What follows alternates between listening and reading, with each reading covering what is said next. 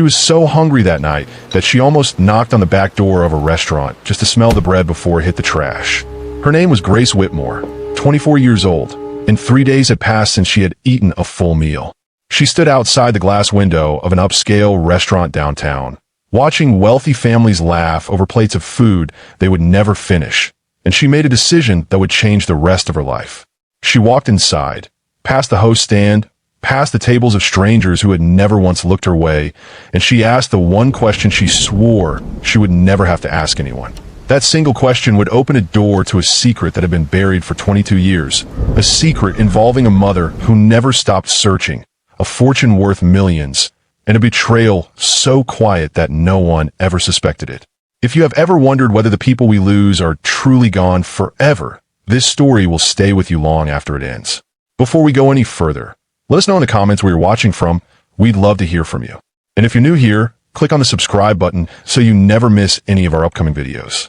Grace approached the corner table where the last diners of the evening were finishing their meal. Rain tapped steadily against the windows, and the restaurant smelled of butter and garlic and warm bread, the kind of smell that made her stomach twist painfully. She kept her voice low, almost a whisper, because she had learned that whispering made rejection hurt a little less. She asked the waiter, gently, if the bread that was about to be cleared from the table could be given to her instead of thrown away. She was not asking for charity. She was asking to be spared from waste. The waiter froze, unsure how to respond, and before he could answer, the restaurant manager marched over from across the room, his face already twisted with irritation at the sight of her worn jacket and tired eyes. He grabbed her wrist, hard enough that she gasped, and told her that this was not a place for people like her. Several customers turned to stare. One man laughed under his breath. A woman near the bar lifted her phone to record the moment, more interested in a viral clip than in the humiliation happening in front of her. Grace lowered her head, her cheeks burning, and she began to step back toward the door, ready to disappear the way she always did when the world reminded her she did not belong. But before she could take another step, a woman rose slowly from a table in the far corner of the restaurant. She was dressed simply for someone so clearly wealthy. No jewelry, no obvious display of status, just a quiet composure that made the entire room fall silent the moment she stood. Her name was Diane Whitfield, a name known throughout the city for the hospital she had funded, the scholarship she had created, and the charities that carried her family's name. She walked toward the manager without raising her voice, and when she finally spoke, she said only one sentence, clear enough for every table to hear. She said, "Take your hands off my daughter." The room went still. Forks stopped clinking against plates. Even the rain outside seemed to quiet for a moment. Grace turned, confused, because she had never seen this woman before in her life, and yet something about the way Diane looked at her made her chest ache with a feeling she could not explain. What happened next would uncover a secret buried for more than 2 decades, a betrayal worth millions of dollars, and a mother who had spent half her life searching for a daughter the world believed was gone forever. To understand how these two strangers ended up standing across from each other in that restaurant, we have to go back and look closely at who Grace really was, and who Diane had become in the years since she lost everything that mattered to her. Grace Whitmore grew up bouncing between foster homes in 3 different states. She never knew her biological parents, and every file she ever tried to access had been marked incomplete or missing, as if someone had gone out of their way to erase the first months of her life. Despite the instability, Grace was known for being sharp. Teachers remembered her as the girl who read during lunch instead of socializing, the girl who earned a scholarship to a state university by studying late into the night under a lamp she had to share with 2 other foster siblings. She graduated with a degree in accounting, found a modest job at a small firm, and for a while, life felt like it was finally leveling out. Then, within the span of 8 months, everything collapsed. The firm downsized and let her go. Her landlord raised the rent beyond what she could afford. Her fiancé, a man she had trusted enough to plan a future with, left without much explanation once he realized she had nothing left to offer financially. By the time she found herself standing outside that restaurant, she had been sleeping in her car for 11 days. Despite everything, Grace never allowed herself to steal, and she never begged in the way people assumed the word meant. She simply asked, quietly and respectfully, for what would otherwise be thrown away. She carried herself with a kind of dignity that confused people who expected her to be broken. The only thing she owned that felt truly hers was an old silver necklace with a small, worn charm shaped like a crescent moon. She had worn it for as long as she could remember, though none of her foster families ever knew where it came from. It had simply been with her since she was found as an infant, tucked into a blanket outside a hospital entrance on a cold February morning 22 years earlier. She never thought much of it beyond sentimental value. She had no idea that the necklace was about to become the single most important object in uncovering who she truly was. Diane Whitfield, on the other hand, had built an empire from nothing. She started with a small medical supply company in her 20s and grew it into a network of hospitals, clinics, and charitable foundations that spanned the entire region. To the public, she was a symbol of generosity and success, a woman who funded children's wings in hospitals and paid for scholarships for students who reminded her of herself. But behind the public image was a private grief that no press release ever mentioned. Every year, on the same February date, Diane canceled all her meetings and disappeared for the day. No assistant, no board member, not even her closest family friends knew where she went or why. The truth was that she spent that day locked inside a room in her home that no one else was permitted to enter, a room that still held a crib, a rocking chair, tiny baby shoes, and a single photograph of a newborn she had held for less than 48 hours before her daughter vanished from the hospital without a trace. For 22 years, Diane never stopped paying private investigators to search for her missing child. Leads came and went. Records had been altered. Witnesses had conveniently forgotten details. Every time hope rose, it was crushed again by another dead end.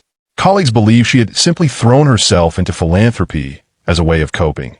And in some sense, they were right, but what they never understood was that every hospital wing she built, every scholarship she funded, was a quiet, desperate hope that somewhere out there, her daughter might benefit from it without either of them ever knowing the connection.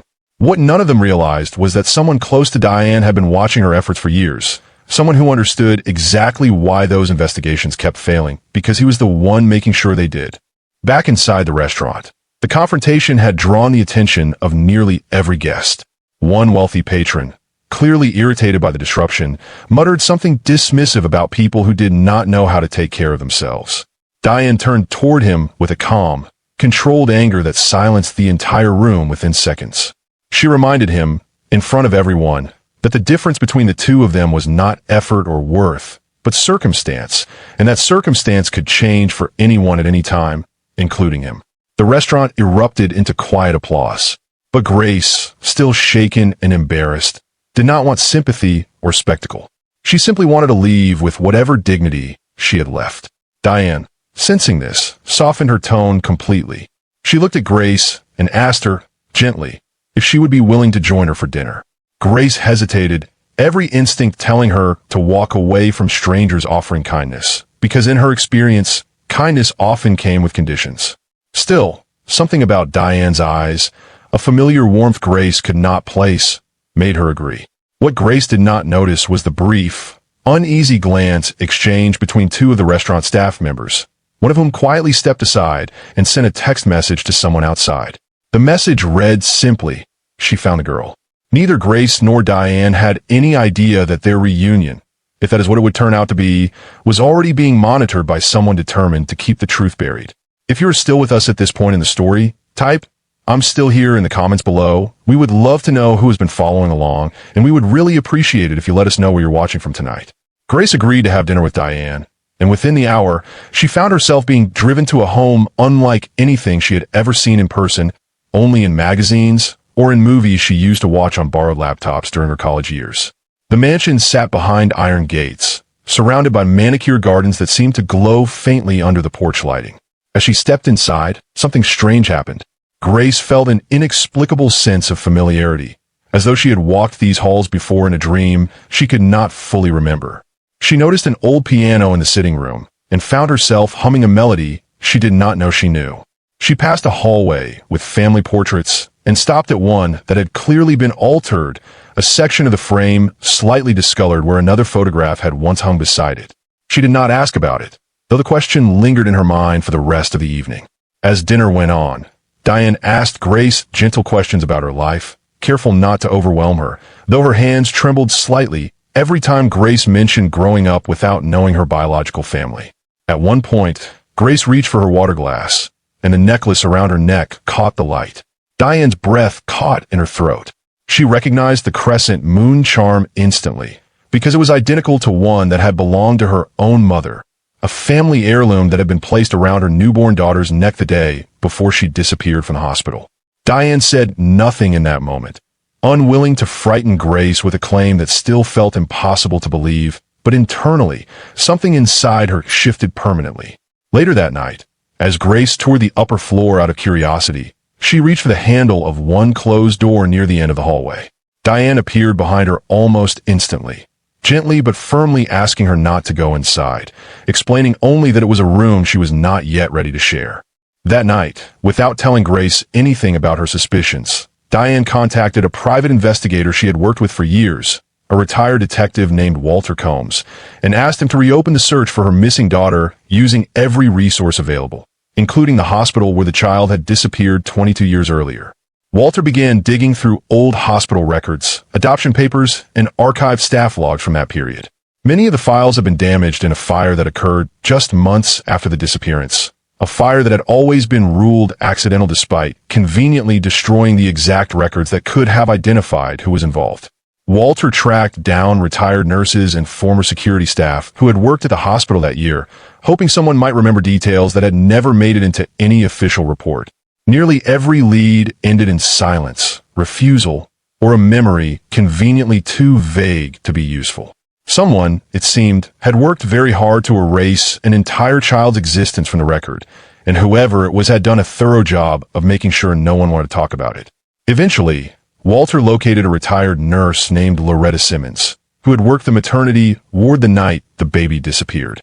When Walter showed her a photograph of the crescent moon necklace, her reaction was immediate and unmistakable, a flash of recognition quickly replaced by fear. She admitted she remembered the necklace clearly, but refused to explain how or why, insisting only that some things were better left buried.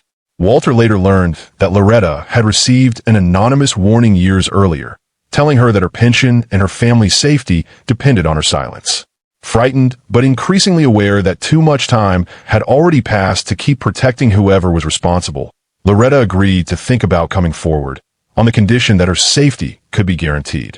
Before Walter could arrange that protection, a plain envelope was left anonymously at his office door, containing a hospital identification bracelet, a faded photograph of a newborn, and part of a medical file bearing a doctor's signature that had never appeared in any official investigation from 22 years earlier. The envelope suggested something Walter had suspected for a while, but had never been able to prove, that the disappearance had not been a random abduction, but something arranged from inside the hospital itself.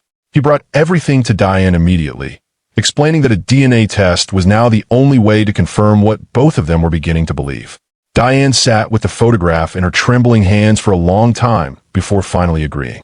The challenge was finding a respectful way to ask Grace, a young woman who had already lost so much trust in the world, to provide a DNA sample without frightening her away completely.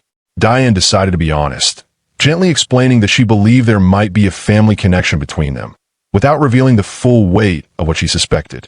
Grace agreed, mostly out of curiosity, still not allowing herself to hope for something that felt too large and too painful to consider if it turned out to be false. The days that followed the DNA test were some of the hardest either woman had experienced in years, filled with a strange, quiet anticipation neither of them spoke about directly. During that waiting period, something unexpected happened. Grace began to feel comfortable in the mansion in a way she had not expected. She learned a few notes on the old piano under Diane's patient guidance. She helped organize donation drives for Diane's charity foundation, discovering she had a natural talent for structuring outreach programs, a skill she never had the opportunity to use in her previous life. The household staff, who had worked for Diane for years, began speaking warmly about Grace, commenting quietly to one another about how she carried herself with the same calm intelligence Diane had at that age. For the first time in longer than she could remember, Grace allowed herself to laugh freely, to imagine a version of her future that did not involve constant survival. Then the call came. Walter's voice on the phone was steady, but Diane could hear the weight behind his words before he even finished the sentence. The DNA results confirmed what both of them had quietly hoped and feared in equal measure. Grace Whitmore was, without question, Diane Whitfield's biological daughter, the same child who had disappeared from the hospital 22 years earlier and was presumed lost forever. Diane asked Grace to sit with her in the living room that evening, The same room with the old piano and the family portraits with one frame slightly discolored where another photograph used to hang. She held Grace's hands and told her that she had waited 22 years to say the words she was about to say. Her voice broke halfway through the sentence, but she managed to finish it clearly enough for Grace to understand completely. She told her, "I am your mother." Grace sat frozen for a long moment, the room silent except for the sound of rain returning gently against the windows, before she finally broke down, pulling Diane into an embrace neither of them wanted to end. In that moment, every strange feeling of familiarity Grace had experienced since walking into the mansion suddenly made sense. The piano melody she somehow knew, the hallway that felt walked before, the necklace she had worn her entire life without understanding its true origin. What neither of them noticed was a figure standing near the edge of the property that night, watching the lit windows of the mansion from a distance. Someone who understood exactly what that reunion meant for plans that had been carefully protected for over 2 decades. This person was not a stranger to the family. He was someone who had sat across from Diane in countless business meetings, someone she had trusted with her most private financial and legal matters for nearly 15 years, her longtime family attorney, Gerald Voss. Now that we've reached the emotional heart of this story, we want to ask you something honestly. If you were in Diane's position, waiting over 2 decades without giving up hope, do you think you would have kept searching as long as she did? And if you were Grace, discovering after everything you'd been through that your entire life could shift in a single conversation, how do you think you would react? Let us know in the comments, because these are the kinds of questions that make stories like this one impossible to forget. Gerald Voss had been Diane's attorney since the early years of her company's growth, trusted with contracts, estate planning, and eventually the quiet management of the very hospital foundation connected to the ward where Diane had given birth. What no one outside a small circle knew was that Gerald had orchestrated the child's disappearance 22 years earlier, not out of any grand villainous scheme, but out of a far more common motivation: financial control. At the time, Diane's company was on the verge of a merger that would have restructured ownership in a way that reduced Gerald's influence significantly.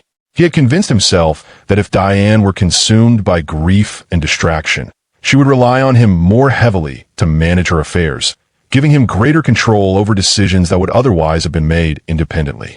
He never intended for the situation to stretch across 2 decades.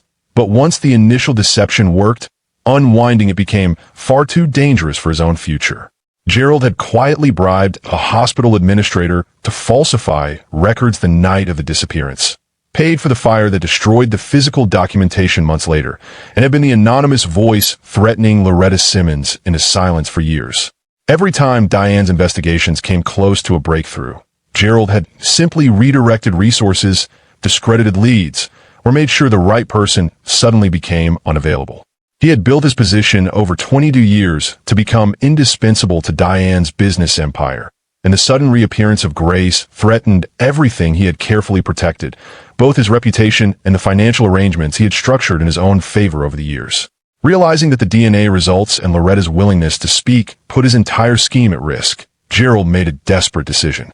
He leaked fabricated documents to a local news outlet, suggesting that Grace was not actually Diane's biological daughter at all, but rather part of an elaborate scheme designed to defraud Diane's charitable foundation out of millions of dollars. The story spread quickly, fueled by anonymous sources and manipulated financial records that appeared, on the surface, deeply convincing. Public opinion, once sympathetic toward the emotional reunion, shifted almost overnight into suspicion and criticism. Grace, already carrying deep insecurities about trust and belonging, began to doubt everything, wondering if perhaps she had allowed herself to be manipulated by her own desperate need for family. Overwhelmed and humiliated once again in the public eye, she packed a small bag and left the mansion without telling Diane where she was going. Diane refused to believe the accusations, but the damage to her public reputation was severe, and members of her own board of directors began pressuring her to distance herself from Grace until the allegations could be resolved. It seemed, for a brief and painful period, that Gerald's plan might actually succeed in tearing apart a reunion that had taken 22 years to happen. But Walter Combs, unwilling to let the investigation end there, remembered something Loretta had mentioned in passing: an old security system installed in the hospital's maternity ward archive room. A system that had been quietly decommissioned but whose backup footage had never actually been destroyed, simply forgotten in a storage facility contracted separately from the hospital's main system. Walter tracked down the storage facility and, after weeks of legal requests, finally gained access to backup footage from the week of the disappearance 22 years earlier. The footage was grainy, but unmistakable, showing Gerald Voss himself entering the maternity ward records office late at night, exchanging an envelope with a hospital administrator who had since passed away, and leaving with a folder that matched the description of Grace's original birth records. Walter immediately brought the footage to Diane, along with a written statement Loretta Simmons had finally agreed to provide, no longer willing to protect a man who had threatened her family for over 2 decades out of fear. Armed with the footage and Loretta's testimony, Diane's legal team moved quickly to expose Gerald before he could destroy any further evidence. During a tense meeting where Gerald believed he was simply managing another business matter, Diane confronted him directly, laying the security footage and testimony on the table between them. For the first time in 22 years, Gerald had no explanation prepared, no redirection to offer, no one left to threaten into silence. He was arrested within days, and the case that followed became one of the most closely watched legal proceedings the city had seen in years, not because of the money involved, but because of the sheer length of time a mother had been kept apart from her daughter through calculated deception. During the trial, Loretta testified about the threats she endured for over 2 decades. Walter presented the security footage alongside the falsified hospital documents, and forensic accountants demonstrated the financial motive behind Gerald's actions in painstaking detail. Grace, who had returned to support Diane once the truth became undeniable, sat quietly in the courtroom each day, watching the final pieces of her stolen identity being restored publicly, piece by piece. When the verdict was finally read, finding Gerald guilty on all major charges, the courtroom fell into a stunned, exhausted silence, followed by quiet tears from those who had followed the case closely enough to understand exactly what had been taken from this family and exactly what had finally been returned. With the truth fully confirmed and Gerald sentenced, Grace was officially and legally reunited with her mother, no longer surrounded by suspicion or public doubt. Yet despite finally having access to more wealth and comfort than she had ever imagined, Grace made a decision that surprised even those who thought they understood her by now. She told Diane that she did not want a life built entirely around luxury. Instead, she wanted to build something meaningful from everything she had experienced, both the hardship and the reunion. Together, mother and daughter established a foundation dedicated to feeding homeless families and supporting young adults aging out of the foster care system. The same system that had once left Grace with nothing but an old silver necklace and an unanswered question about where she came from.